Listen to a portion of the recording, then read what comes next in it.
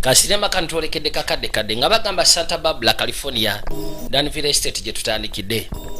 Nga bagamba Annie Philippine Made Productions ne Lavison Productions begase wamu ne Video Genius Production yakayise Deadly Suspicion ketwolekedde. Maruhena tagenda kabula mutwamulako mu sinema eyitibwa Gone But Not Forgotten natera akomyewo. Timothy Bottoms nga bagamba Mati Kessler ne muno Scout Seira Compton takabuzemu kati mukasaka ne byasi byavuga ibali waliwo mute yali yekanya nacha yakwate kubo kuva nga akubiddwa ekyasi nga bagamba Debula Vani Valkenberger takabuzemu omuto okusa ku kyali alabi yadduka misinde bikwate kubo kujanga asembera nagambye tutalikide mu estate ya family mwe abayitwa ba Danville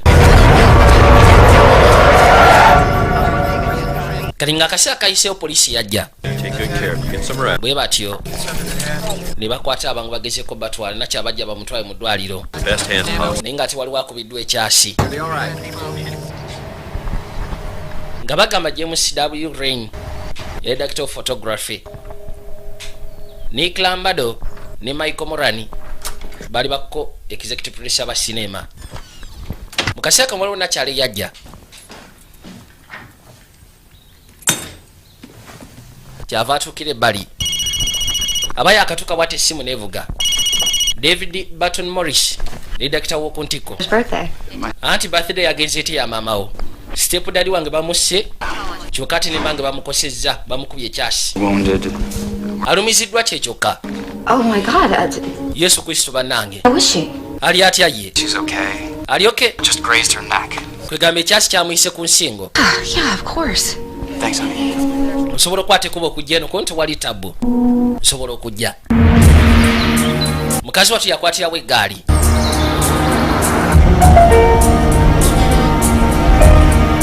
Kwe kujanga asembera. Yabadde birthday party ya road ya mama wa road naye kyewunyisa step daddy we bamubye byasi ne bamuta kyokati mama ne bamuyisako ekyasi ku nsingo yene yakikoze tebana bamutegeera gusoko sibe wano They're expecting me. Bansuubira Thanks.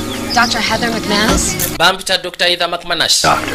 You want me to call? No. ngoli mwana muto okubeera dokita kono wetaaga okuba essimu kono kiryoke kankwate kubangezeko confirminga mukazi watu yajja maka. Hello. She's my fiance. Anti munayo fiance wange. Let her through. Muleka akwate kuba ayingire. Ono ye mutabani omukulu maka. Bwatu yakwate kuba kujanga asembera. Bali ba Danville sebo balina amakama neno kamala. Kyava parking erudda. Maka galinga lubiri. Gambye tulekedde kakadde yakayise Deadly Suspicion Video Genius Production yatukira wa fiance we munenga kyatabu ekyaguddewo We haven't even had a chance. omutemu naba mukwasaganya kote tunabafuna mu kisoogo Dealing with my mother has been. mange You in the house when it happened? ya wabadde mu nyumba ukyatukiddewo Sleep after the party on the. munaye pato olwagezezaako okugwa nze n'efulume we n'esooka zikakka ne bali ku madaala I found her there. She was. kati bwe nakutte kubo ne mpulira ebyasi kwe kuyingira munda Bedroom covered. ngina okuyingira munda nga maama alumiziddwa kyokka ate nga step daddy mufu bamusekudde ebyasi afudde One of them both very dead. kwegamba kirabika yabadde abeetaaga bombi bafu Our home is under such difficult circumstances. munaye kyannako okubanga okyadde maka gaffe mu mbeera enzibu bwetyo kamala anti wali tabu I can't believe Tyler is gone. sisobola kikkiriza nti tayira avuddewo And now him. kyasooka James kati wuyo naye agenze Thank you, Vera. You know I like ice. webale vera neetaagamu ice And room temperature is better. room temperature eri better Cold water is quickly so the amazzi agannyogoga gasobola okugezaako okukwasaganya mu bwangu ddala eddagala okuba nga litambula mpola mu mubiri Heather's in charge. anti mbadde neerabidde nti oli musawo yakwasaganya ebya emergency ku ddwaliro gyakola No ice. kale mpa amazzi toteekamu ice musawo yasazeewo So you told her about the engagement. Kati wambulidde ku bya engagement. Yeah. You okay with that? Oli okay nakyo? What if I said I wasn't? Kati bwe gamba nti siri okay nakyo. Kakana. Waliwo ofiisi eyajja. He used to be head of security for my father when he... Ono yateranga okulembera security ya kitange nga kitange akyali governor. Hey, Carl. Ayitibwa Carl Lovett. Yafuuka kati sheriff. Yasembera paka ebbali. How's she doing? Ali atya maamawo? In the house. Waayo asigadde mu nnyumba. Crime scene. Look, my guys are still working. I know, we... Kakeno maama agamba yeetaaga okudda mu nnyumba ye eri gy'atera okukasiba. Ne bamugamba nti eri crime scene bakyali bambi bagezaako okukola kyonna ekyetaagisa ogirongoosa. Kono nkimanyi naye gw'ogenda kimunyonyola. Ye yeetaaga kudda mu maka ge. Sheriff abadde agamba nti ennyumba ekyali crime scene. Kati mu kaseera kano nakyaba amuleeta bambi. Yalina omusajja yali ayitibwa James Danville. This is a beautiful. James Danville yafa naye nga yali governor mu katundu wane eno mu Santa Barbara. Can't this wait till tomorrow? Lwaki togezaako kulinda atlisi paka nkya? Bali basooke balongose waggulu. Scrub. Kulowooza okulongosa waggulu kijja kujja bwekyo ekyatuuseewo. Si kiwa nti kijja gezaako kunva mu bwongo. Tokirowooza bw'otyo. Lwoli bamusekulidde ebyasi ku buliri. Yabadde yeebase.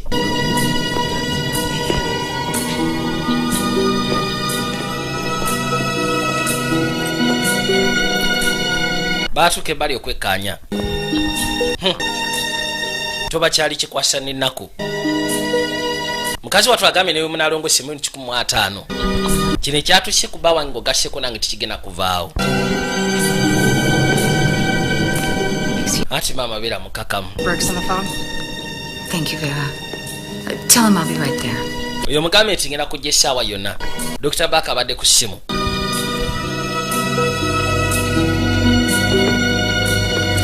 N'akwate kuba agenda akwate essimu.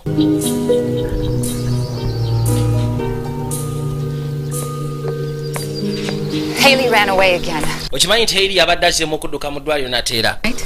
Naye basobodde mufune ne bamuzaayo. To the clinic now. Kati gyali mu ddwaliro. I thought it's best if this... Tebanaba mugamba kono nze nalowoozezza musinga abasawo bamugamba. From experience, people Okusiza ku experience gy'ayiseemu muwala wammwe. Kiba kisingako ab'ekika bye baba bamugamba. say. Munayita njagala. I tried to help her, but... Kwegamba ngezaako muyamba. willed. Naye munayita akkiriza. He, of course, adored her. Kitaawe yali amatira nnyo muwala we. Minds, Kale ekyewunyisa maka muno anorexia, mulimu akaana ak'obuwala. depression, Naye nga kali mu psychiatric hospital. suicide attempts. Naye nga kaali just kawala ka musajja Dream of... afudde. not Nathan. Look, it's okay. Kiri okay. Nze kankwate ku ngene nsiikana omuwala ngezeeko okwogerezeganyaamu naye. Koti wali tabu nanka ngendereko. Bano basezeewo bagende mu psychiatric hospital. Nakyo agambye nti okusa ku experience gye nina ng'omusawo kiba kirungi abantu abayinamu embeera bw'eti. Kwegamba n'akifuna okuva eri ab'ekika bennyini. Ne bamulyako ekyo kiba kyatuusewo eri ow'ekika. You. What I'm most... Ono yayitibwa Dr. Beck. Open door policy. Agamba nti sisimu yaffe munayegezezaako tuyamba open door policy.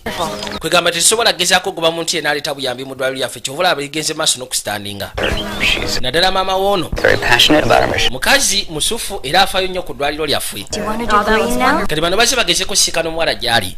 Yono wano eno Why'd you try green? kayitibwa ka Haley Black. Lwoli afudde abadde ayitibwa Taylor Duke Black. You try green. Kageno ye yabaddeyo mu nnyumba. Yabadde atolose mu ddwaliro. Yabaddeyo mu nnyumba ng'ebyasi bikubibwa. Ati yoli. Let's visit. Thanks. Thank you. Baba mulaga. Ono kwe kusooka n'amutunuulira. Simanya atuuba. Recognize her. Look, Haley, you have a visitor. Okimanyi nti olina abagenyi Haley. Bano kwe kujja nga basimba bagezeko tuuke wali omuto. Haley. Haley. Ati yenze. Sure. Oli kwe kwate kuba ye yeesseemu. Haley. It's your long lost stepbrother Nate. Ati yenze step brother wo Nathan.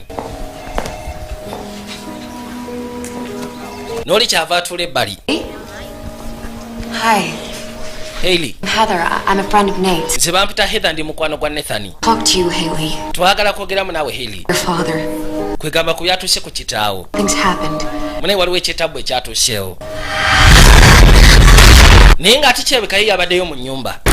era ebyasengeri gye byavuze na buli kimu kyonna ekyabaddewo yakyekanyiza. This county, but most of you probably already know that. Bane mukimanyi bampita Calavity. Into the murder. Nze sherifu account eno. The attempted murder of his wife, Miss Ann Danville, is still ongoing, so bagamba nti okunoonyereza kwa kabaka eyafudde ayitibwa Duke Black. hope you all understand that. Nogezaako okwagala okutta mukazi we.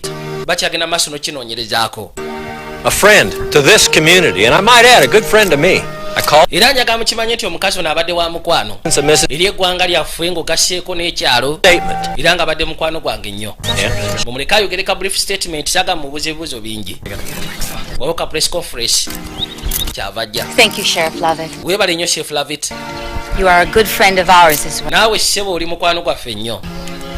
And I'd like to say to all of you here, Nandyagadde obagamba mwenna. and to everyone who will see them, Na buli omu yenna asobola okulaba kino. Please help the police. Tibambi muyambe poliisi. Find whomever committed. Mugezeeko okuzuula yenna eyasse bba wange n'okwagala okunzijawo. the Danville family is offering Denver family 100 tugenda bawa emitwalo 10 egya $. anyone with information Yenna afuna information to the apprehension esobola okugezaako tuyamba okukwata omutemu. husband. Eyasse bba wange agenda kufuna emitwalo 10. Mwebale. Sheriff! Sheriff, kimala banaye mukazi mumwesonyiwe. Muleka agenda awummulemu. People need to know. Bwatu yakwate kubo ne yeeyongerayo. Oloka namawuli akali ebbali. Poor mom. Ati bambi maama wo. I'm gonna go check on her. Leka ngezeeko genda omukeberako ndabe bwali. Bwe nja kusisikana oluvannyuma.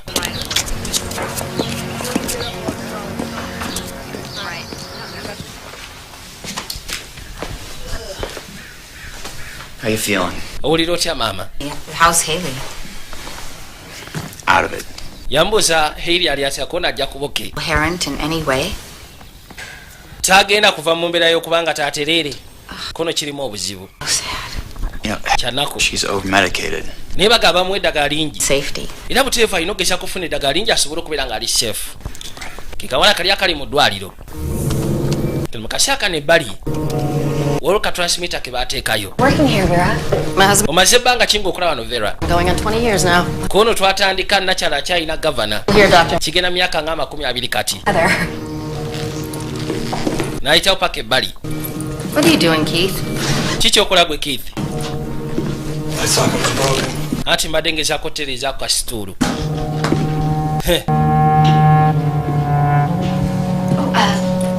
Where are Nate's things? I moved Kati ebintu bya Neeti biri ludda wa? far into the... Nabitutte eri mu ruumu y'enkadde. We live Nze ne Neeti tubeera ffenna. married. Mrs. Danville had... Anti muli bafumbo mukyala Denville ali restricted ku bintu bye. Bwe mba temuli bafumbo oli asula eri naawe n'osula eno. Thank you. Kale weebale Vera. Budde bwatandika okwetooloola. It's so beautiful here. Butuufu wano wabalagavu kamala. In the guest house for a few days. Ate oba sisobola gaana kubeera ku guest house okumala ennaku eziwerako. Darling, Darling, do you remember Joe Carth? ojjukira Joe Carth? He was the party state chairman, right? Yali party state chairman. His friends. Kwegamba yali state chairman w'ekibiina kyabwe eky'ebyobufuzi. Party wants to endorse you as their candidate. Okimanyi nti pate eyagala kusikayo nga kandidate waabwe. To mount a successful campaign. And then in 4 years... Tugenda kuba tukutwala obe district Anthony emyaka ena then tukufuule governor. Aren't you? No, they are quite serious. Bali serious. Nathan, This is exactly what your father would have kino kitaawo mutuufu kye yandikwagaliza. expected. Kino kye yandibadde akusuubiramu. Maama, Not running for any. nze saaga bintu bya bufuzi sina kye ngenda kwesimbako. It's in your blood. Kino kiri mu musaayi gwo. It's our future. Eno ye future yaffe kubeera bannabyabufuzi. That's not mine. We biba byammwe si byange. Perfectly happy being a public defender. Nze ni musanyufu gezaako kubeera public defendant. Talk to Heather. Kale gezaako kugera ne mukazi wo. She'll help you change it. Tumanyi oba osanga ayinza okugezaako okuyamba okyusa mu ndowooza. Kali jjukira omusajja gwe yasooka okwagala nakyala yali munnabyabufuzi era yafa ali gavana. Kali yalina ekibiina kye yalimu. Ekibiina kigamba nti omwana ono bajja mumwetaaga bagezeko omufula district Anthony then emyaka ena bamufule gavana. Kwegamba family esobole okudda mu byobufuzi ng'era maama badde akisindikiriza okukamala. Gwe Vera, Why didn't you tell me Haley ran? lwaki tewaŋŋambye nti Heri yadduse mu ddwaliro? I didn't know. Munaye nabadde simanyi. I only found her this morning and I was already up. Kwegamba Biru naye yamusisikanye ku makya g'olwaliro nze nabadde sibitegedde. Everything that goes on in it. Njagala okumanya buli kimu kyonna ekigenda maaso maka gange owulidde? Buli kimu kyonna. And I'm very disappointed in him. Mutuufu gamba Biru nti Sure it doesn't. kakasa nti taddamu okukola ekintu ng'ekyo okuddamu okweka omwana oyo. leeta dessert nti kale I am a lucky woman. omusajja gwe yali azzeemu okufumbira teyali munnabyabufuzi kale yagala kuddamu sindika mutabani wagende mu byobufuzi weetaaga eddagala maama Change your mind. buno oba okyusiza mu ndowoozayo ono omwana yasomerera bwaloya era nga public defendant wabula bagamufula district attorney then mark ena nga gimaze okuyitawo then bamufule governor ng'ayita mu pati oba mu kibiina kitaawe kye yalimu nga tanaba kuvaawo empeta eno njagala ogisimbe jjukira yempeta kitaawo gye yampa njagala okimanye nti bulijjo ngiterekedde ggwe kino kitegeeza kingi gye ndi yamusimba empeta eyali yamuweba bbaawe oli yali ayitibwa James Danville teri muntu ayinza kwagala kusinga nze maamawo kubanga nze bwenkwagala kayina obudde bwetoolola ono yakwata empeta n'agisimba mukazi we anti kati wano kifuusa official ofukidde ddala mukazi wange katuli engejiri tulinde bimu bya mbaga tyati butereevu kati gwoli naasi akola mu Denver Mental Hospital nsuubiza sina kyenja gamba muntu yenna obuzibu bwennyina nyina omumu omunene singa amaatamidde kati munnamawulire ono yakwati kubona jasikana abamu ku basawo abakola mu ddwaliro ly'abadya psychiatric hospital kanakyaje bakateeka kali akayitibwa ka Hailey Black yamubuuza golowooza taata w'omwana oyo yali akkiriza omwana we bamutwale mu psychiatric hospital kono sikiwa kubanga sikimanyi nnyo naye ate nakyala yakonvinsinga Dr. Buck n'amugamba nti njagala omwana oyo asigale mu mbeera eyo nga bwe kisoboka namawulire alina information gyafunye kirabika omwana otwalibwa mu psychiatric hospital taata yayinza okuba nga kirinamu okubuusabuusa naye ate omuntu yasinga okulemerako ye nakyala jjukira akaana si kake kali mu kaseera kano buli kimu kyonna kyali kitandise ogezaako okuba nga kitegekebwa mu maka bano bakwata ekkuba okujja amaka ssebo nga bataddemu bingi waaw waleeteddwa ebimuli ebya buli kala abantu bangi abali bagezaako okubanga bakungubagiza famire eno kuliko nakyala eyajja ali ku ssimu naaba ofaanana katonda wange nasooka mukuba kakiiso naalaba munaye kitalo nnyo maama we ye yankubidde essimu naŋŋamba nzijegezeko omuyamba ku bino kitegeeza gwe fiyanse w'omupya bampita Mandy Paulson nali fiyanse we mu biseera ebikadde wama tetwali engejiri nnyo sandikutte ekkubo genda mu New York kubanga yandi proposinze gyendi soke munireko mala okwasaganya essimu kano kaali kantu koono mu biseera biri ebikadde ono yeewuunya lwaki kaze wano ne kamugamba nti maama we yakakubidde essimu kajje kamuyambeko ku byotegeka omukolo maama njagala kwogeramu naaweko golwaki sokwata ekkubo n'ogenda osisinkana fiyanse wa mutabani wange maama lwaki Manda ali wano tokimanyi nti event planner namuyisa agezeeko okunyamba ali successful mu bitu bye namukubidde essimu lwasonga nabadde mwetaaga kale agenda kumalawo bbanga kiwano bbanga lyenaaba mumwetaaga ate njagala okimanye nti ffe twasigala tukolagana newankubadde gwe wamukyawa anti ebyokuzika we bigwa nze ngenda kwata ekkubo nvi wano kali kanakyala akayitibwa ka Mandy Paulson kakwasaganya bintu bya events kategeka events maama yakakubidde essimu n'akagamba jangu nnyambeko otegeka omukolo gw'okuziika bba wange bantu bangi abajja ab'obuvunaanyizibwa kubanga ali musajja ate alina sente ziteekanika era ng'amanyikiddwa mu bintu byogezaako okuyamba mu bintu bya charities nakyala yajja ng'ogasseeko n'agenda okufuuka mukazi wa mutabani we ne mutabani we mwennyini kakaino n'omwana ono omwana yali muwala w'omusajja afudde wabula nga si tazaalibwa nakyala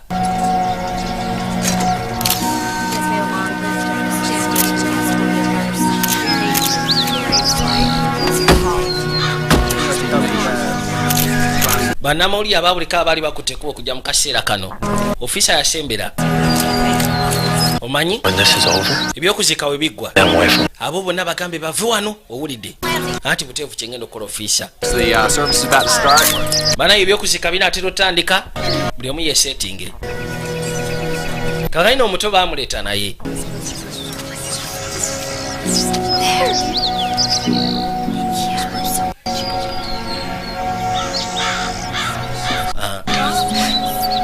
mandi soko gye njagala osooka onyambe ku mwana oyo ngeri gye bamulesemu si ya buntu bulamu kujja bagezeko mubikabikako webale Almighty God, we ask katonda waffe for your good and true servant, Tyler, into the holy kingdom of heaven. tuze wano tukusaba Tyler Duke oba Tyler Duke Black asobole okwolekera mu ggulu mirembe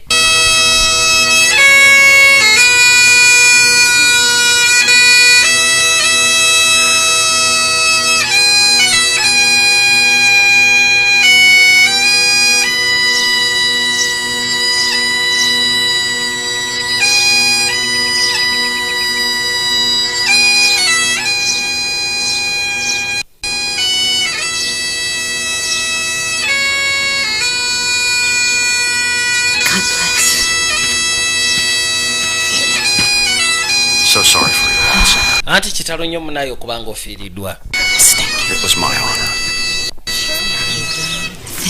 baatandika ogezaako sibula nakyala Thank you, Charles. anti webali Charles Mrs. Danville, my deepest sympathies to you and your family. munnaye ekisaana ennaku yonna The Danvilles may be down. badenfas bayinza okuba bali down naye munaye kimanye tebannaba kuwangulwa kono kitegerekekwa I'd like you to meet Lyle Rosenberg. nandiyagadde ogezeko sisiika nayitibwa Lyle Rosenberg Good naye afubutuka mu kibiina kitawo mwe yali Pleasure.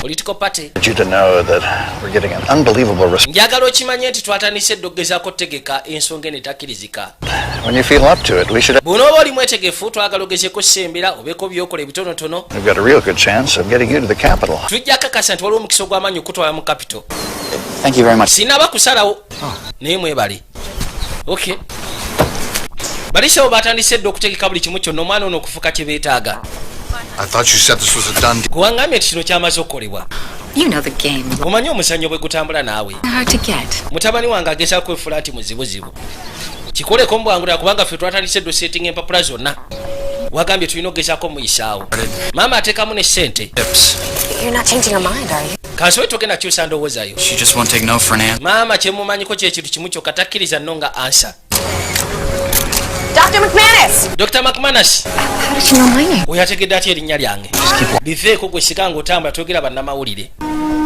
kati maama kimuluma mutabani we ayagala musetinga mu bintu bya byabufuzi wabula kyokka mutabani we yeesika ate nga ataddemu sete nnyingi nga ye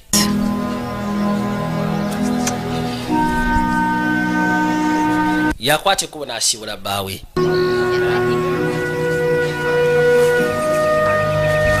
bwe batu ne bakwateko bagezeeko okweyongerayo The idea where your stepdaughter was not of murder. baŋŋambye nti step dotawo Ran away. yali mu nnyumba mu kaseera obutemu bwe bwaliwo ayinza okuba yekkaanya omutemu I thought I asked you to play fair. gwe nakusabye ekintu kino kipulenge kibeere feya anti nkola mulimu gwange Well, why don't you let me do mine? kanange lwaki tondeka n'enkola ogwange leka mbawe security va wano alina ekibuuzo kyabuuziza nti bagambye step dotawo yabadde mu nnyumba mu kaseera obutemu bwe bwabeereddewo ayinza okuba yekkaanyiza omutemu kubanga yali adduseyo mu ddwaliro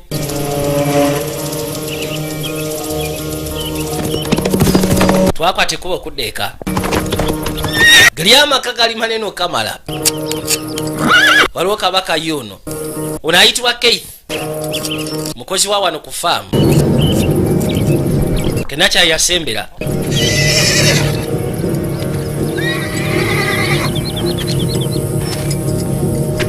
kyava atuuka erudda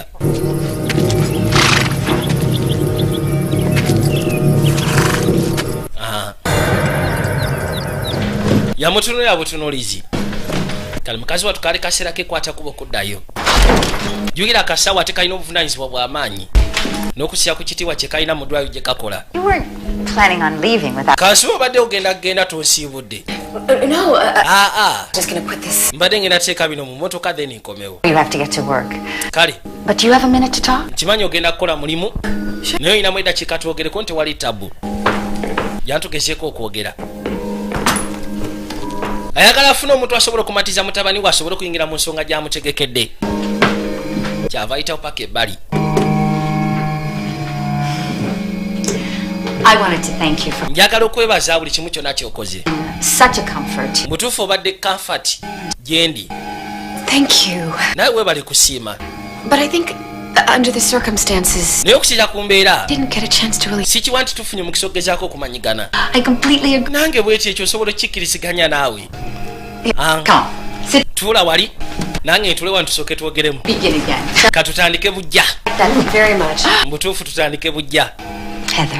Heather, I feel it is my duty to... Mpulira nti guno omulimu gwange. A great many people are depending on... Bantu bangi abasuufu abadipendinga ku mutabani wange. And claim his legacy. Alina okugezaako okukola kati atandika oclaiminga legacy ya kitawe mwalina otambulira. Anti waba tajagala kona ajagala. Could you give up this life? Gosobola okugezaako ova mu bulamu bwe buti. That doesn't seem to be the issue here. Naye ati kirabika si ensonga eriwo wano eno. Of course is... Are you the right woman for him? Kye neebuuza kiri nti gwe mukazi omutuufu eri mutabani wange bw'alowooza. Committed to your career. Nkulaba oli committed eri obusawo. Or shits, it's kind of hard not to be. Okimanyi munnaye bitu tubikolerera. I'm for anything else, right? Work and... Tewali kadde kakola ku bintu birako nera buteevu omulimu gundyawo nnyo. Where do marriage and children fit? Kaddala obufumbo bwo bunaatebenkera butya era olizaala ddi ku baana Yeah. ng'omulimu gukutwaliriza. At some point... Mu nsonga ezimu gye bujja maaso tujja kuzaala. Time is right. Akaseera nga katuufu ojja kuzaala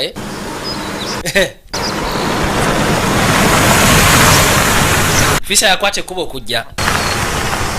Sikanako na kannamawulire akayitibwa kajjiiru. Bali wano baswamye beetaaga mawulire. Car trouble? Ufunyemu obuzibu n'emmotoka? Fine, Sheriff. Buli kimu kyonna kiri fine, Sheriff. What are we doing here? Katukola ki wano? Am I breaking some law? Simanyi nyina amateeka gemmenye. Eryange. Asking the family. Ogenda maaso n'okwasaltinga family. Jack ran away the night of the murder. Okimanyi nti muwala we yakwata ekkubo n'adduka mu ddwaliro. I don't know where. Mu kaseera k'obutemu. N'ajja mu nnyumba ayinza okuba yekkaanya omutemu. Bona ebyo sibimanyiiko. Thing here. Leka nkubulire. This little mixed up girl out of the news. Leka kuddira mwana ono olwedda alina ebizibu bye. Ali mu ddwaliro ly'abakataala ate otandike muteeka mu bintu by'amawulire.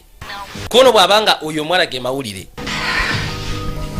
But in the end, after all the squat... Sigaanyi tugenda maaso n'okuyomba naye enkomekero y'okuyomba n'okukyankalana. Always knows. Njagala okimanye nti mutabani wange ajja tuuka ekiseera agezeeko kimanya ki famire eno kye yeetaaga. Olaba? Was my husband James. Eno emmeeza yali ya bba wange James Danville. For 8 years. Myaka 8. Nurse Mansion. Yali gavana. And now? Kaakati. My sons. Eno entebe egenda fuuka ya mutabani wange.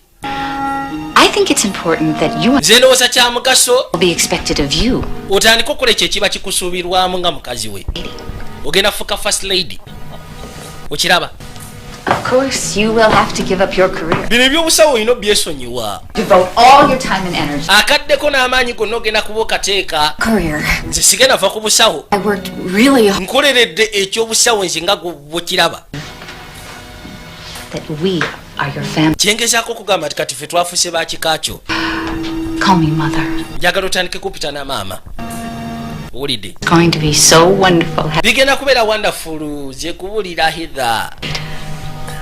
Kali amugamba For the taking. nti mutabani wo He needs you. oba mutabani we senga abayisemu mu bintu by'obufuzi n'afuna ekifo eky'amaanyi ono aba afuuka first lady abalina okugezaako musapootinga. Naye kati mukazi wattu abalina okuleka ebintu by'obusawo kyokka onaagamba nti obusawo bwabukoleredde tayinza buvaamu. Yamuddiza n'empeta ye. Mukazi ali ambitious ono gw'olaba. Kwegamba tayagala va mu bintu bya bufuzi. Yene bw'abanga ali bbali bubali ng'atudde wali naye nga omuntu yenna mu kika kye ali mu bintu by'obufuzi kati ayagala kusindikayo mutabani we bwe bulamu bw'asinga okwetaaga. Mu kaseera kano nakyala yakwata ekkubo okudda eka. Wabula Keith yali mu parking lot. Ono Keith akola ku farm. Twasembayo balaba nga basikanye ne nakyala. Mukazi watu kwe kujja ayingira elevator.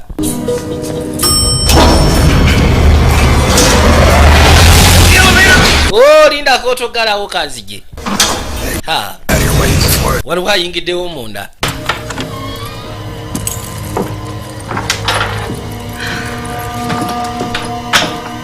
Mukazi watu nayingira paka munda. Eno ya apartment ye ne boyfriend we. Oba kati ne fiancé we. Kyava asooka akwate engugu n'aziteekayo eno mu kisenge.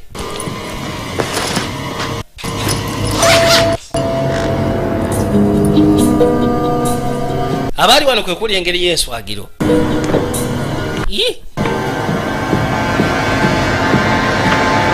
Who is it? Awulidde omuntu akonkona ani oyo? KDLA?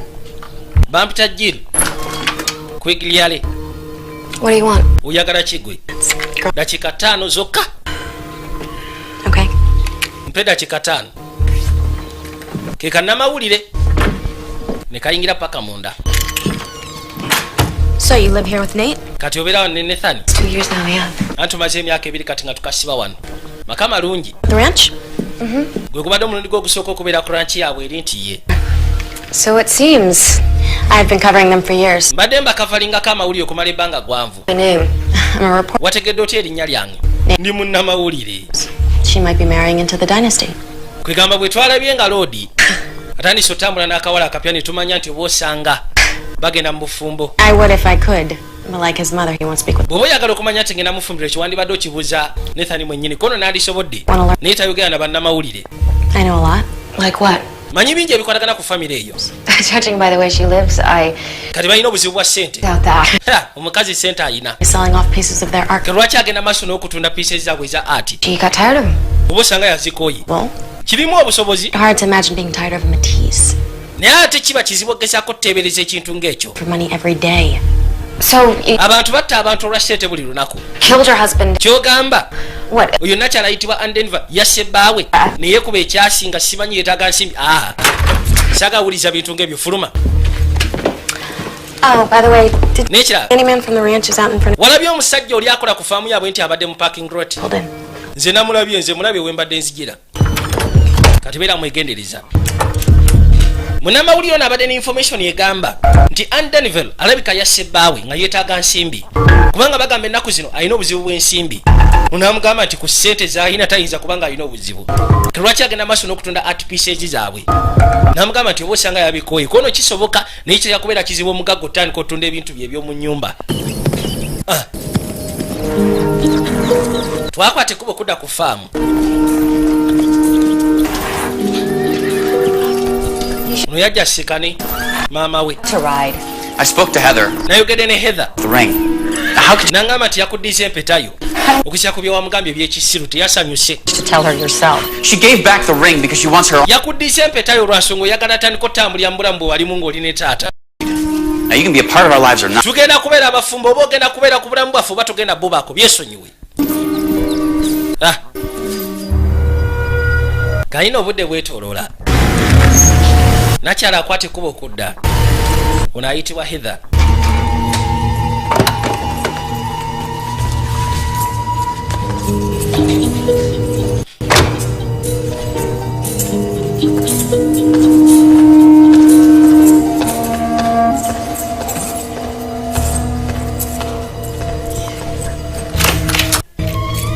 N'akwata ekkubo kyava ayingira paka munda. Kuzaawo akaggi. Kyaketaala bulungi. Makaga bwe si mabi. Ba apartment gye bakasibamu simbi. Eri presentable bulungi. Najje bali mu kafriji.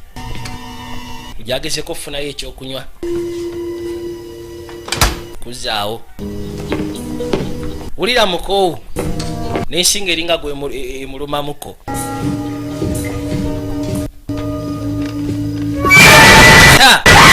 Kino kyamuteeka mu buteesi kutiya.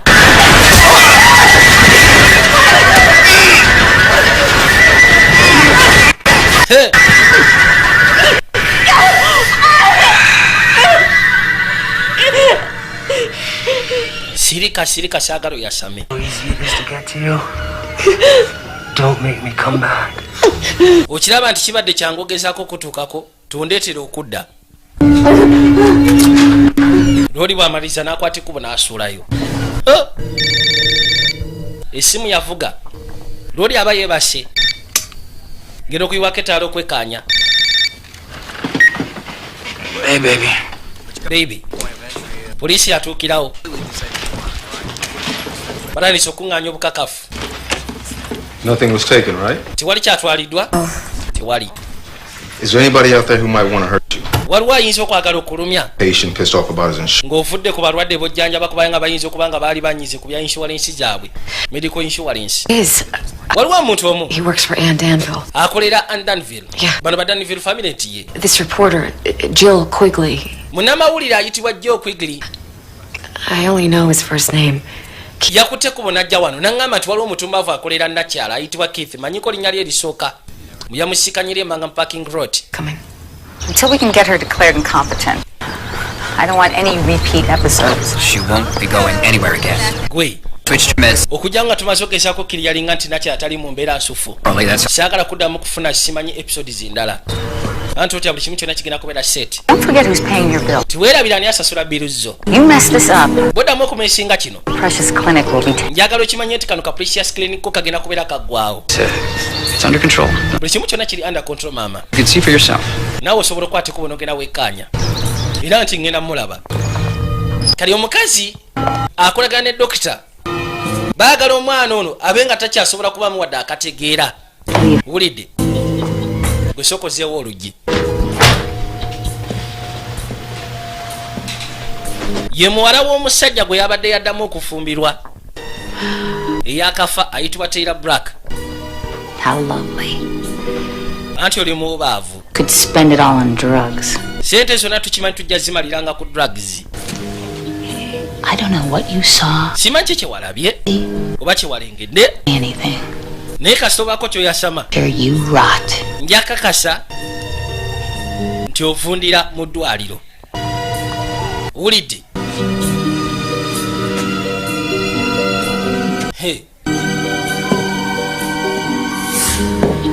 Kumbe Nakyala awulidde buli kimu kyonna. Mwana akyalimu akategeera newankubadde bamussa eddagala buli lukya.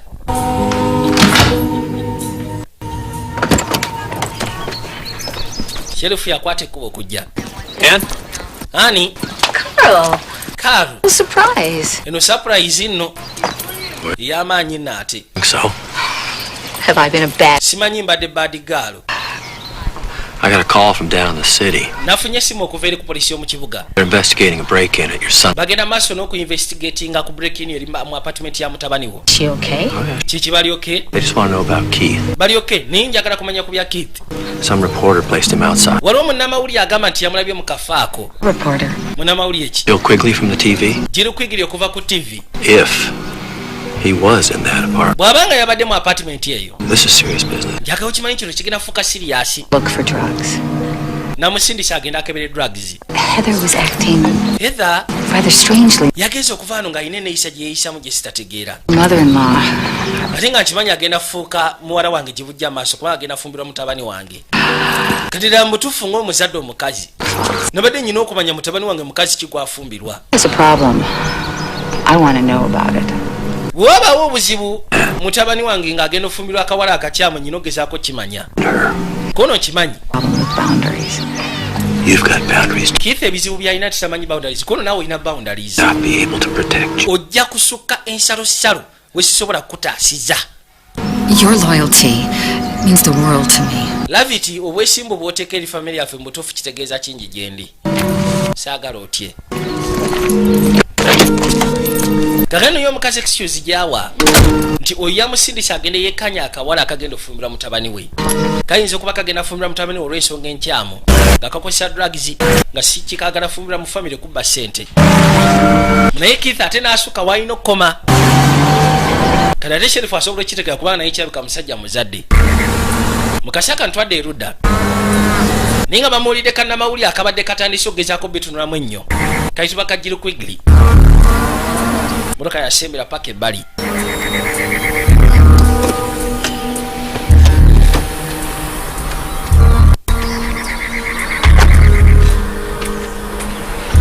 Hello, Miss Quigley. Jebaleko mukyala Quigley. When you called me, Mrs. Black, I wanted to interview you for years. It's Mrs. Danville. Bampita mukyala Danville. Right for your story. Njagala ogezeko tereza ekyo mu lugero lwo.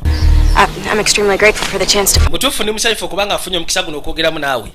I do. Ni lwaki tusiikanye wano. And Manyi nyina property nnene. thought I'd reveal a side of Aunt Danville that the public. Kwegamba nabadde njagala ogezeeko okufulumya sayidi yange y'aba Danville. Abantu gye batamanyiiko. I understand. Kitegeera? I don't think you do. Sikiwa nti otegeera kyendi. Everything I do, Buli kimu kyonna kye nkola. higher life, Obulamu bwange bwonna to the good of this state. mbadde ngezaako kukikolera lwa bulungi bwa state eno.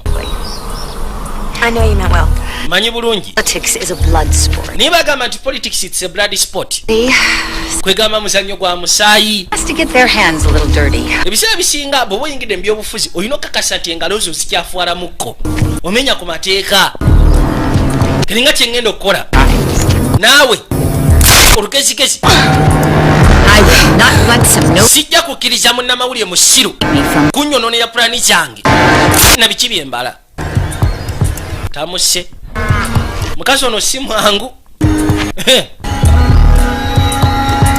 Akamazo kajjawo. N'emmotoka n'agyokyerayo ng'ogasseeko nako kennyini. N'obujulizi n'alekeyo. Ate eno faamu ye teri agenda kwata kubo kujja ng'azungirayo. Nga talina lukisa. Eno property ye. Kati akutta n'akuleka eyo. Mukasaka ntwadde waka. Motoka yajja bano bakomyewo. Vera, Viera. where's mother? Mama ali tuddawa. She might be in the stables. Ayinza okuba ali mu stables. Why don't you get some rest? Lwaki tewummulamu? I'll go talk to her about Keith. Kangene nsooka enjogere ne maama ku bya Keith. round. I'm not gonna let anything happen. Sigenda kukkiriza kintu kyonna kya tabba okutuukako. Owulidde? Ati kali. N'akwate kubagezeeko okweyongerayo. Asikane nnyoko wamugambe nti munaye Keith yalumbye mukazi wange. Kalina kye yajja atambuza amaaso. Kwe kutuukira ebbali. N'abaako luumu gy'ayingira. Eno ruumu ye yali ey'akawala kali akayitibwa ka Hailey Black. Nga tekannabatwalibwa mu ddwaliro. No yali ruumu yaako.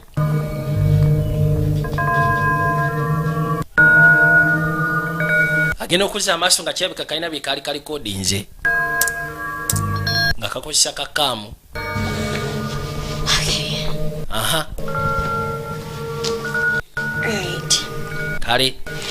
Things that I hate. Ebintu bye saagala mu nsi eno. 2 DUIs this month. Wicked Bintu bingi. mothers. Oluzungu. Pain in my ass. Ba wicked stepmothers bafuuka pain in my ass. Dad. Especially when you Naye ate ebintu bye njagala naddala kitange. history. Buli kimu kyonna kyakola. Band. My brides. Kale tekakwasaganya bulungi ne Annie. I mean, I'm just me. Kati Vera ono omukozi yatunula. Kalina obudde bwetoolola twadde eri nakyala. Mother? Maama, You don't have to shout. I'm right in here. waaye tolina kuwoggana ndi mu nnyumba eno mu kisenge. What? Kiki? Where's Keith? Keith aliwa? In Florida. Ali mu Florida. Apparently there's some family emergency. Yagambye nti waliwo ka family emergency waabwe. Went last night. That's just not possible. Yakutte kubona aluma mukazi wange ekyo kyajjo konti tekisoboka. Biru mwennyini yamuvuze n'amutwala ku kisaawe.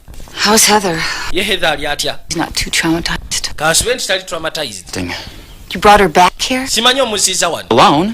Nobody sobola muleka kubeera yekka. Okay. I think I need to lie down. Ndowooza neetaaga osooka okuwummulamuko. You alright? Oli bulungi? Nja kubeera fine. I shouldn't push myself so hard. Kwegamba saagala kwesindikiriza nnyo mu bintu by'okkola. Mutabani. Self today. Mutabani.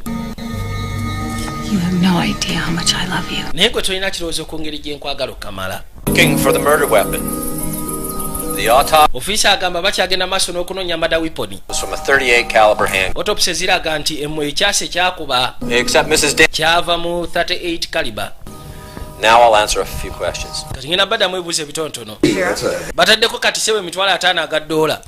I could assure Wayi sente nga nnyingi ezo. You deserve it. actively pursuing Because we can't prove nothing. White wali kye tusobola kakasa byesonyiwe tubaako byoyingirira ono yayitibwa Biru. Maybe you were wrong. Oba osanga wabadde mukyamu It was him. yabadde ye oyo Keith wammwe. Me off away from you? And what if that reporter's right that kati oli munnamali we wabanga mutuufu Well, she would have told someone. yandibadde yagambyeko dde omuntu omulala. talk? Are you suggesting that my mother killed? olinga agamba nti mama wange yasse omusajja gw'ayagala naye neyekuba ekyasi. Suggesting anything. siina kyenjogera. Did I? oli munnamawulire yabibaze bw'atyo. Let's just say you're right. kati tugambe nti oli mutuufu mu bulalu bwo. Motive. kati nsonga ki lwaki abagenda maaso n'okutta omusajja kono sente. Just because she says she has? sente ayina kono yagamba. If she were worried about money, I would know. singa abadde yeerekera kubya sente nandibadde mmanya. It's art collection. okimanyi nti atunda ebintu by'omu nnyumba. Reporter told me. munnamawulire yabiŋŋambye. I didn't ask for any. saabuuziza lwaki. Not me. kalina okkiriza munnamawulire mu kifo ky'okukkiriza nze. Other state. kubuzeeyo ekintu kimu. And if she's declared incompetent? singa Mother. loodi aba afudde ono omusajja gwe yaddamu okufumbirwa sente ani azibeera mu mitambo. It's at least. koono muwala we oli ali mu ddwaliro n'amugamba kati muwala we bw'abanga bamaze oddikira yalinga nti tali mu kwegamba alimu akatala ani adda mu ssente koono maama wange n'amugamba ndowooza okirabye. maama we yasse omusajja oli omwana yamutwaza mu ddwaliro kwegamba yaga okweddiza nsimbi za famire eyaba buraka.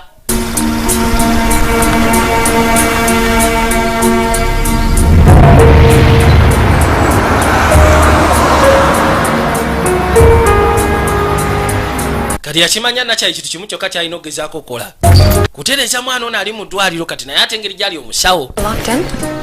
With her history, I'm afraid we have no choice now. ennaku zino mumusiba busibi kono okusiya ku byafaayo ebyokutoloka mu ddwaliro tetulina kyakusalawo. That's the computer for it. kati yasalawo ajja agezeeko okukola father study ku mwana ono kyalina okukola okakasa nti omwana ono atereera. singa omwana ono atereera agenda kudda mu bintu bya kitaawe. naye singa bagezaako oddikira yalinga nti alimu akata tasobola kutereera sente ziba zidda mu mukazi. kati era omukazi sente zonna azikwata ayagala ziteeka mu kampeyini ya mutabani we kudda mu bintu bya bufuzi era nga n'ekifo agulirira kigulirire.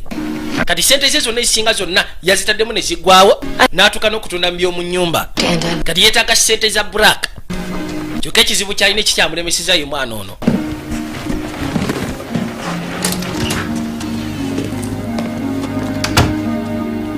Haley? Haley, it's Heather. Haley nze Heather. From the other day? ojjukira ndi mukwano gwa Nathan twajjako wano ku lunaku lwa luli.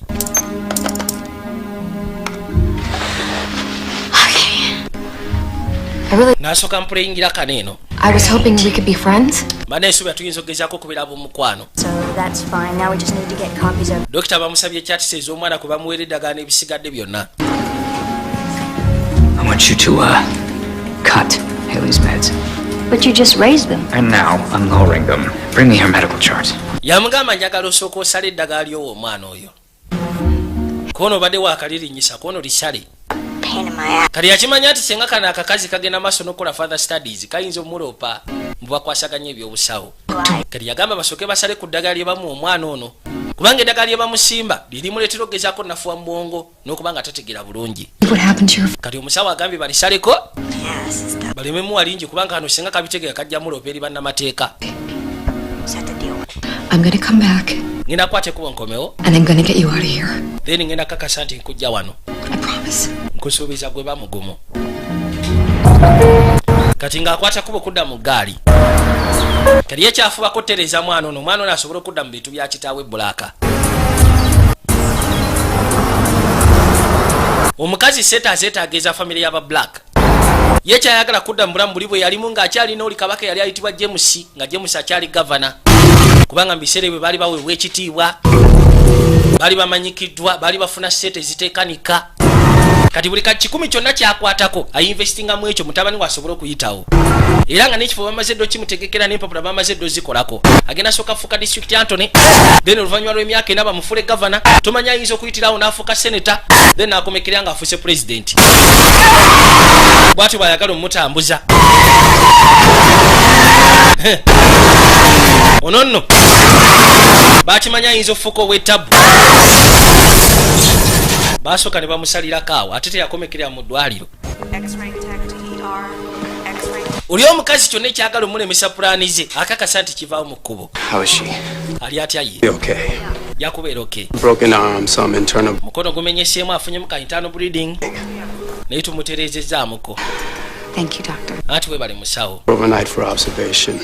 Tugenda mukumira wano ekyo tusooke tumwekkaanye. Okay. Kale. Can I see her? Osobola okugezaako mulaba. Let's take you back. Thanks. Tewali tabu, genda omulabe. Heather. Heather.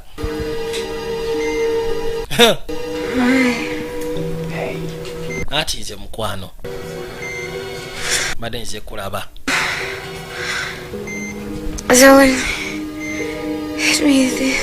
Tekawulira bulungi.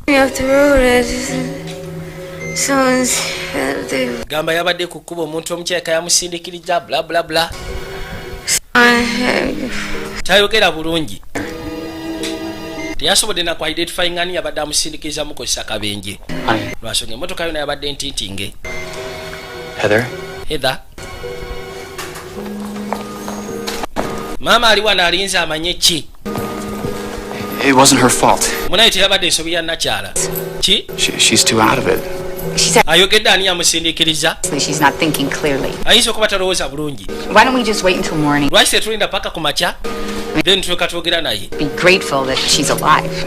Kiki tulina okusiima nti kati mulamu. You should rest. Olina okuba omulamu naawe. For Heather. I mean, she'll need you to be strong. Njagala ogeseko sigale ng'okwegamba omulemu Heather ajja kwetaaga ng'okyali strong. Ng'olinamu ku maanyi kwegamba nga toli bubi nnyo. Kati mu kaseera kano baakwata ekkuba okudda eka. Omukazi ali so focused. Ali too focused ku kiyeetaaga. Kintu kyasinga okwetaaga kati nsimbi.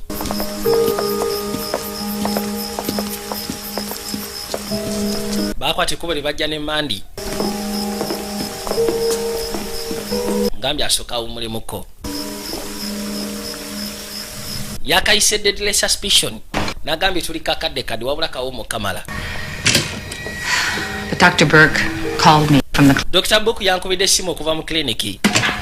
He was very concerned about her erratic behavior. Mutuufu yabadde concerned okusinziira ku mbeera nakyaji yabadde yisamu yakwatidde kuba okuva ku kliniki. Yagendedde okulaba muwalawo. Sweet girl. Weebale nnyo bambi. He said she seemed agitated and he just wondered if she... Yangambye mbu yamulabye tali mu mbeera nsufu ne yeewuunya oba kali ku drugs. It's quite understandable. Ekyo kisobola otegerekeka. In your apartment. Lwansonga yabadde yalumbiddwa mu apartment ye. Doctor. Oli omwana musawo. Asobola okumanya amakerenda galina okumiraga mu kkakkanyi. She would have. Era akimanyi. I was going to wait until she got better. Manengera kulinda paka ng'amaze okuwona naye. Upset and... Kino kyo kibadde kinkwasa ennaku. Ki? I can't believe that you didn't tell me I was going to be a... Sisobola kikkiriza nti tewaŋŋambye nti ngenda fuuka jjajja. I was not pregnant. Wayi mukazi wange tali lubuto. When you went in to see her, the doctor... Bwe wagenze omulaba mu ddwaliro omusawo yaze n'aŋŋamba. I assume that... Tikyannaku nnyo okubanga olubuto lwavuddemu. Before I even had a chance to meet the girl. Neŋŋamba ye nga lwanguye nabadde sinaba nafuna mukisa gezaako sisiikana muwala bulungi. Eteyagambye. I'm so sorry. Katonda watono onsonyiwa. I just assumed that you knew. Kwegana nalowoozezza nti oba osanga omanyi. Mandi awulira. I mean, it is something one usually shares with your fiancé. Omanyi kyekintu ebiseera ebisinga omuntu kyasobola okugabana ne fiyanse we. Bw'aba teyagambye nti yabadde lubuto kyewuunyisa. Go. Muleke agende. Think about the kind of girl he's going. Muleke agezeeko okulowooza ku kika ky'omuwala gw'agenda okuwasa. Nti muwala si mwangu. Kati mu kaseera kantwadde ebbali. Kimanya buli kimu kyonna kati kirina okuba nga kiri crossed up. Yajja waliwo kamotera akamu ke yajjamu.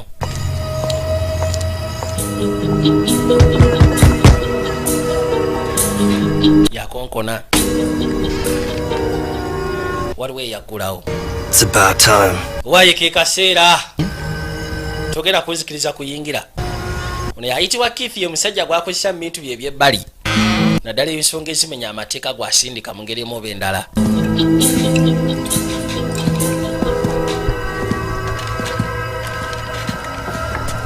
Baakwata ekkubo ne bayita paka erudda kujja bakakane. My money. Sente zange ziri waggwe nnyabo. Along with a plane ticket out of my life. Agamba ngenda kuwa sente ez'onkuwe ne plane ticket egenda okujja mulamu bwange. $50,000 in cash, Keith. Sitambula na mitwalo 5 mu cash okimanyi naawe.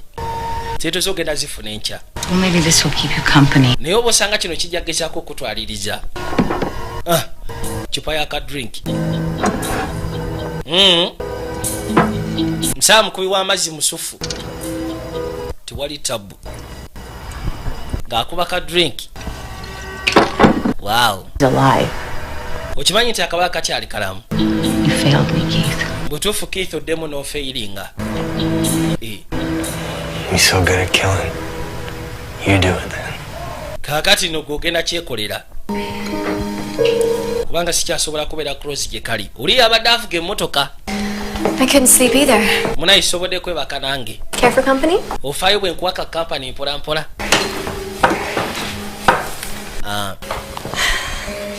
You know, omanyi it'll be the first time she's lied to get. Si gwe mulundi ogusoose okubanga alimba.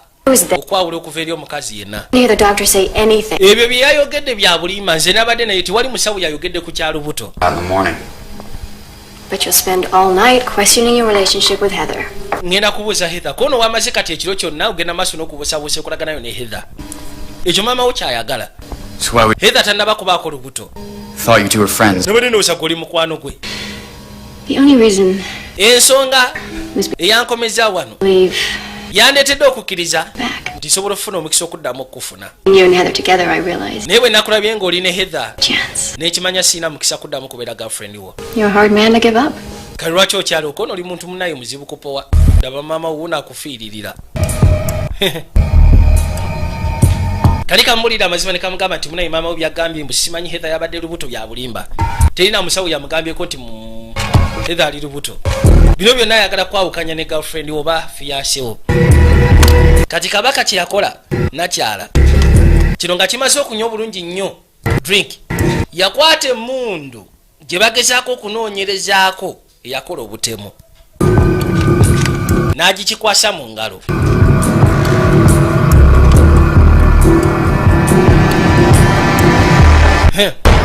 Kikuba bullet n'akijjawo. Nate, listen to me. Nathan mpuliriza. I wouldn't be surprised if she killed Duke herself for the money. Sijja kwewuunya kubanga A year ago. maama we yakwata ekkubo n'agezaako okutta omusajja oyo olwa ssente. Tonight Kubanga mwaka gumu ogwayita emabega. when she gets that money. Teira yagamba nti agenda gezaako basuulawo. Gwe ne maama wo. If she had with Naye n'alemerako maama wo n'asigala naye. Kati sijja kwewuunya singa akwata ku ssente za black. Kye kiyinza okuddirira. Kyenyagadde okugamba maama wo si mwangu. Beera mwegendereza. Ono yasigala abirowoozaamu. After your scolding yesterday, and I fired Keith, I thought he was gone for good, but he called me from... Munaye Keith bwe nategedde biki byagenda maaso n'okola ne mugoba. Nabadde ndowooza agendedde ddala. Naye yankubidde essimu n'atiisatiisa mbu simanyi mutwali esseeta alina kamotero waali. Ono akubidde poliisi. Yamaze okumuggyawo. Right here. Thank you. Why yapangisijjaawo. Kati poliisi yajja emusikali. Open the door, Keith. Why Keith gula oluggi. Otubulire na ki kyobala. Open the door, please. Gwe soko gy'otugulira oluggi. Bagenda okuluggula. Bamusiika n'agudde wali. Ekiraga nti yeekubye bullet. Kati yakozesa emmundu nakyala. Emmundu gye basuubiriza okubanga yakola obutemu. Kuteira black. N'okwagala okutta nakyala. N'agikozesako ono Keith. Kati kiraga nti oba osanga Keith yabadde akikoze. Ye yatateira black. Then obujulizi na buli kimu kyonna kikoma wano. Tebyeyongerayo. Eno ye mmundu. Yennyini gye tubadde tunoonyereza ku by'obutemu. Kati awo poliisi teddamu gezaako kunoonyereza ku kintu kyakyo na biba bikomyawo.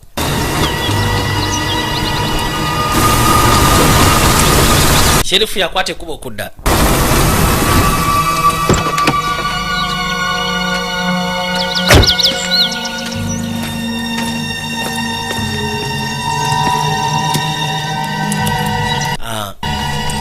Basawo bagezeeko bimuyitira buli kimu kyo. Naye nga tewali kyatamanyi. Mundu tumusanze naye mundu yatabbaawo. Bulabula n'ebisigadde. Ekyo n'amanya kiwedde kati poliisi tegenda kuddamu tula mu nsonga eyo. Twada mu ddwaliro. Kati omwalo ono jjukira baamusazeeko ku ddagala. Omusawo yagambye wayi musooke musaleko ku ddagala. engeri Heather gye yali atandise okugezaako betunamu ng'omusawo yeeyiridde n'ebyokunywa bwe baba bamusazeeko eddagala nga tebamukuba lingi aba ategeera bulungi nnyo osobola okwerongosako nti wali tabbu n'akwate kuba sikayitewo kwe kujja kati ali mu mbeera ze za bulijjo daga bamukuba ttono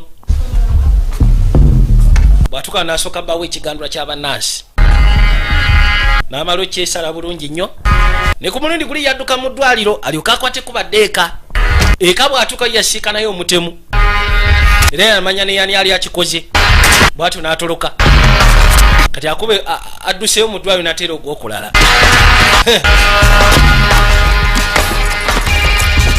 ono abaali wano essimu yajja kiki gwe back naye lwaki kibawo obuzibu ogezaako kumaka anaku mu ddwaliro bamugambye akaana kazemotolo kanatera mu ddwaliro ono abaali wano eno ku tv agenda okwekanya nga bagamba Keith bamuzudde yali mu butemu bw'okutta braka n'okwagala okutta nakyala kati kesi eri closed kiwedde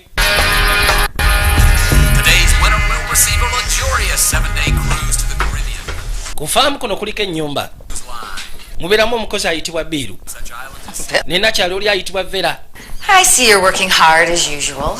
Nkiraba okola nnyo nga bulijjo. On this spread, I've worked enough. Nkoze ekimala. Right. Okay. I owe you. Kimanyo mmanja. You here.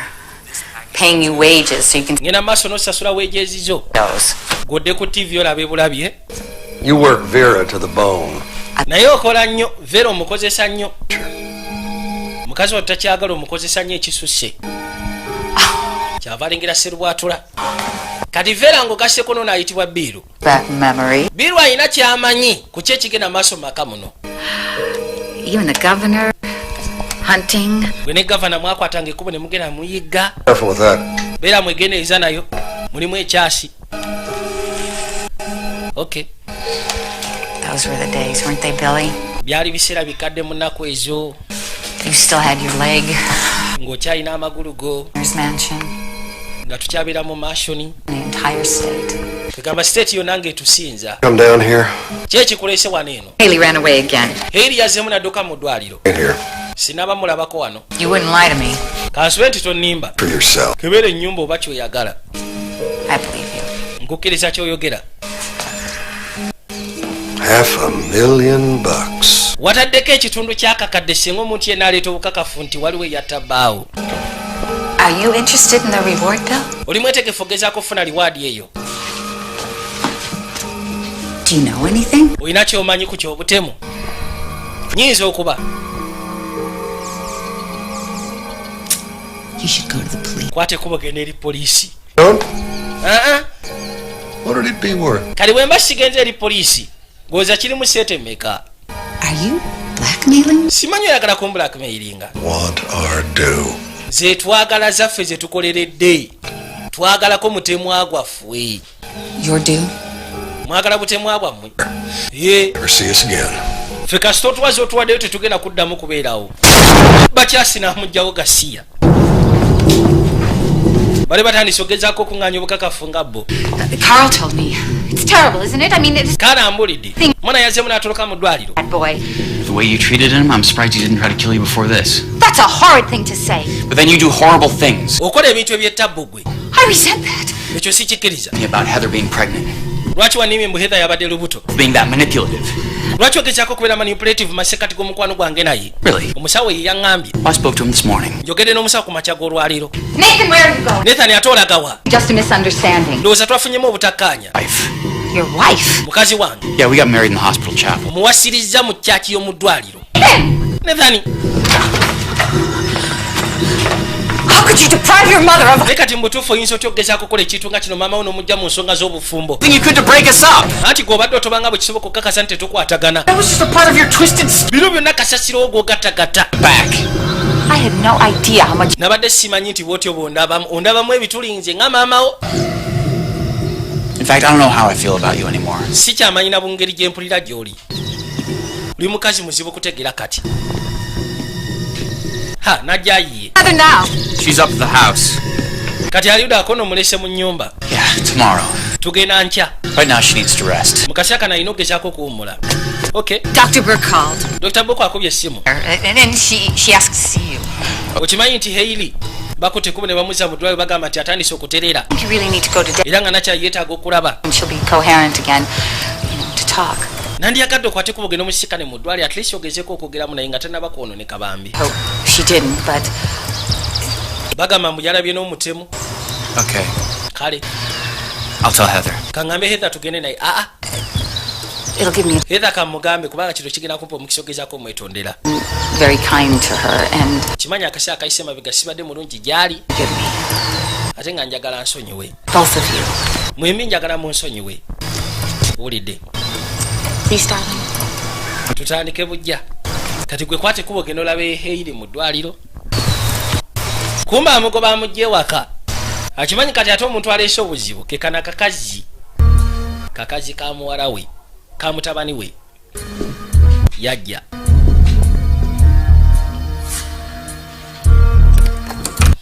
Mukazi watu yebase n'asooka ggulawo oluggi. Gwe nnyabo. Nethani yegwe. Nedda baaba. It's mother. Nze maama wo kati. Oh. Was it 5 days ago? Kyewunyisa twasikanye na ku ttaani ziyise emabega. What's happened since then? Munaye ebintu bingi ebituuseewo okuva olwo. Nkimanyi bingi. And with everything that's happened, era buli kimu kyonna ekituuseewo. It's obvious to me now. Kiri obvious gyendi kati. My son is in love with you. Mutabani wange kinaze nti ali mukwano naawe. Nothing will sway him from... Tewali kisobola gezaako muwabya. Not even the love and... Okusya ku devotion n'omukwano gwatadde gy'oli. Ne bwe guba mukwano, gwa maama we nagwo gwonna yaguvuddeko. That hurts. Omanyi bwe kiruma? Afraid of losing him. Munaye kimanyi otya okubanga omufiirwa. We're just... Naye sigamba nti ngenda mukubbako. Tugenda tandika bulamu bwaffe. Unaagenda okujja okudduka okuva mu ddwaliro. Yasiikana Biro amaze okuttibwa. Mukazi wattu n'asooka atya.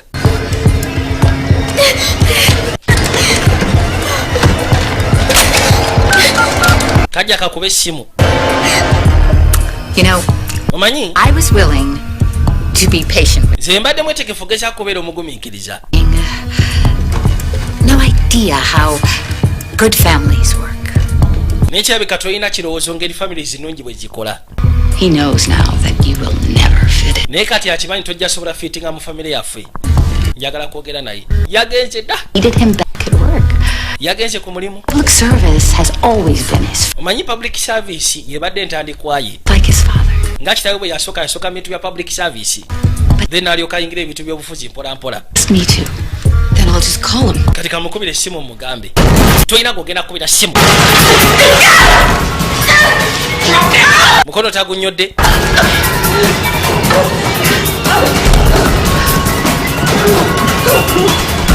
Omukazi osaaga naye.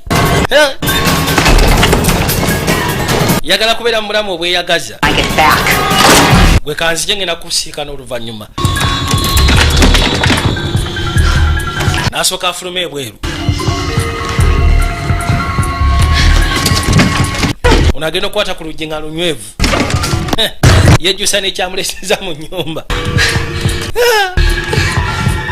Hailey, listen to me. Calm down. Just stay put till I get there. Gwe kakana nzija. Kano kakubidde sherifu.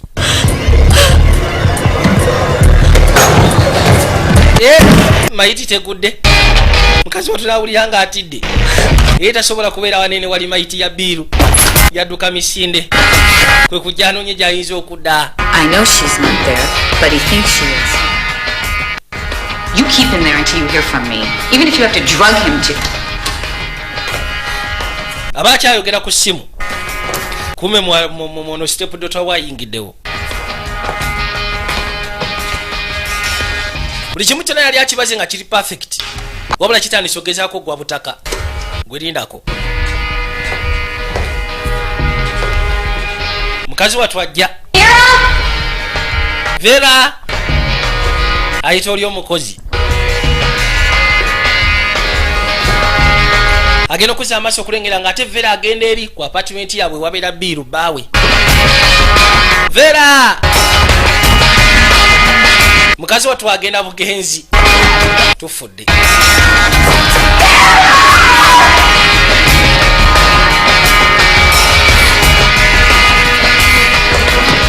Ono bwawuli awogana kyava alinnya waggulu nkoseeki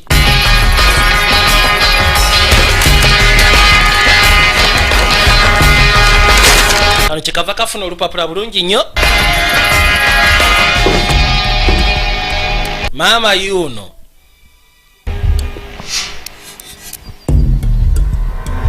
kimanyi ka step dota kali mu nnyumba. Vera agenda otuuka eno nga biru kaputi baawe tufudde. Yakimanyaho manya tewali akikoze okugjako nakyala Anne Danville.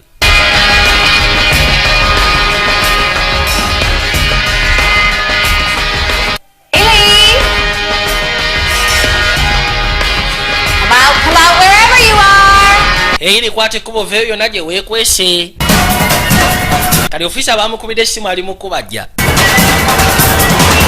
Katoka amukubidde essimu. Unayiya ekisumuluzo kyasigadde mu lujeeri. Kati atona agenda mu ddwaliro.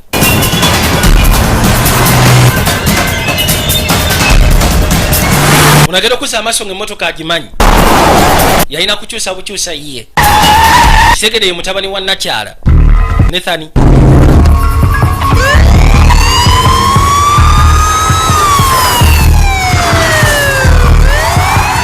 Ate oli bamugambye nti Kahetha kali mu ddwaliro. Yalina omugoba nga obudde bukyali. Mbuze wajjadda. Ono bwawulira polisi ng'emugirako babutaddeko obugombe bwa pulova. Musatu n'asooka parking erudda. Twadde eka.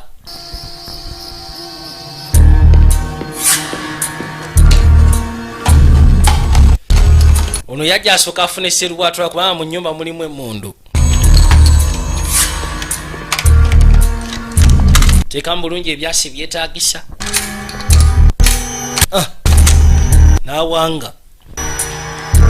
Kati saawa yakutta muntu yenna asalimba.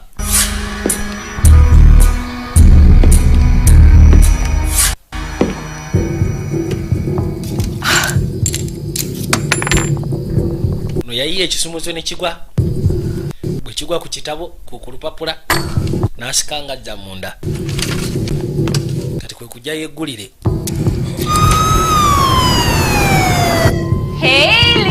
Hailey.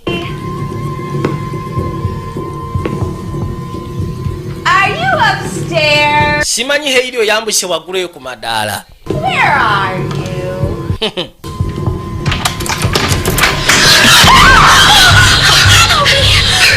Ati soko nyambe konto tyangenda kuyamba. Yeah, through my room. Tusobola ofuluma konto kozesa eddinisa eri mu ruumu yange. Akatolwe kakwate kuba okudduka mu ddwaliro okudda eka. Kasiikana maama asikula taata ebyasi. Era buli kimu kyonna kakiraba. Come to mommy. Hailey.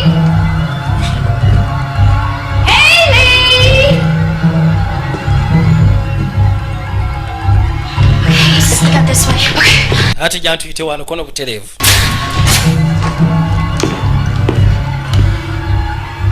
Gino kuza amaaso nga nono kuyasibidde n'avuddeyo.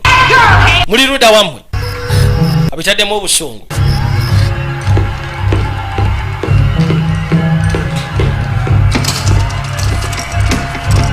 Wano nga wanywevu.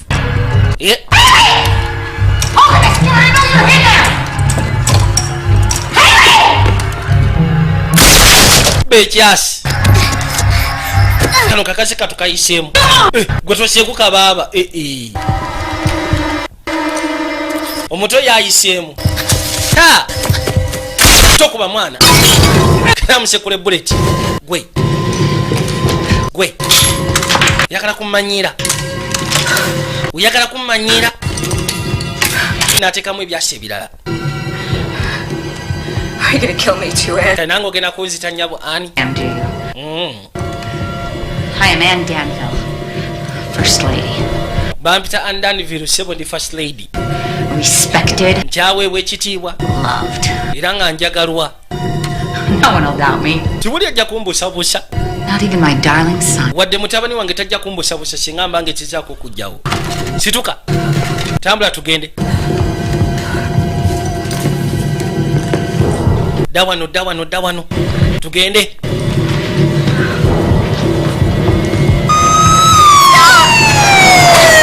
Banaye musooke muyimirire. She's in the house. She's got Heather. Munaye ali mu nnyumba akute Heather. Kono yingire emmotoka yanguwa. You're sick. Naye mukazi gwe oli mulwadde. You too, didn't you? Watane bbaawo. He was obsessed with me. Yali obsessed n'ahange. When I rejected him, he tried to kill us. Bwe namugaana n'ayagala okugezaako okunzita. Anyway, tried to kill me, Anne. Kalwaki oyagala okunzita Anne? You were driving my car. Gwe abadde ofuka emmotoka yange bwe ngenda obbagamba. You, dear daughter-in-law. Oh, you had a tragic accident. Poor girl. It was the drugs. Drugs ze zibadde zikozesa bwoti. Bwe ngenda obbagamba. Now, kati njagala obuuka ovaawo. Kugambye buuka ogweyo wansi. Nedda. Bacoka bambalagana. Yitawo lukagi gwenvaako.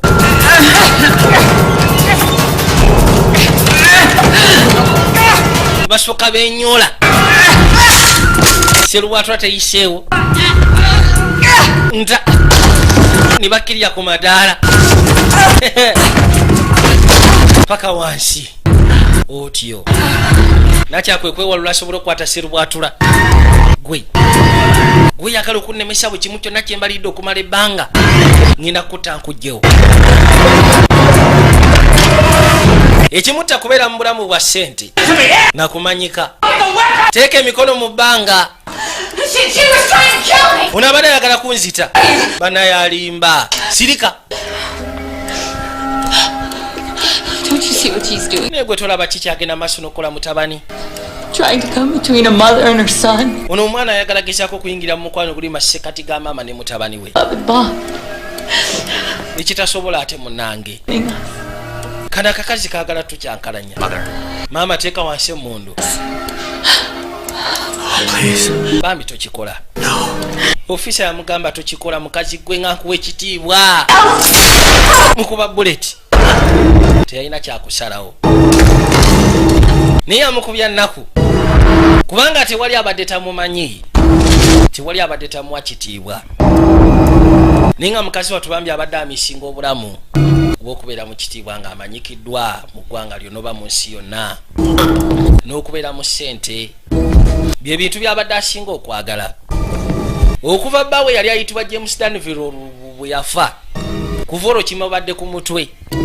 Kali abadde ayagala mutabani wa kimuplaningire. Mutabani wa ayingire ebyobufuzi. Then basobole okuddamu okubeera mu bulamu obwo. Kye kibadde kisinga okumutta. Buterevu. Ye yalina okuggibwawo. Nagambye yakayise deadly suspicion. Tubadde kakadde. VJ Juniors Production. Kuva mu Q's Digital Studios Majestic Plaza Level 3 Cup number 21. Ngugaseko ne waise ku stage. Ne mu Sid International Star Shoppers Arcade. Ne ku Raven Plaza wa Kiseka.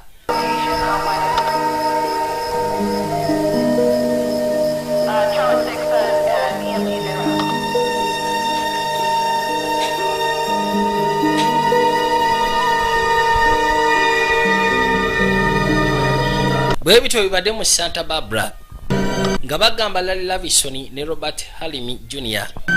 badde executive producer ba cinema. Robert Lavison yali ne ku cinema ya Gone But Not Forgotten. Mukama bankumire. Mwira banagamba essimu erizo 774 546245.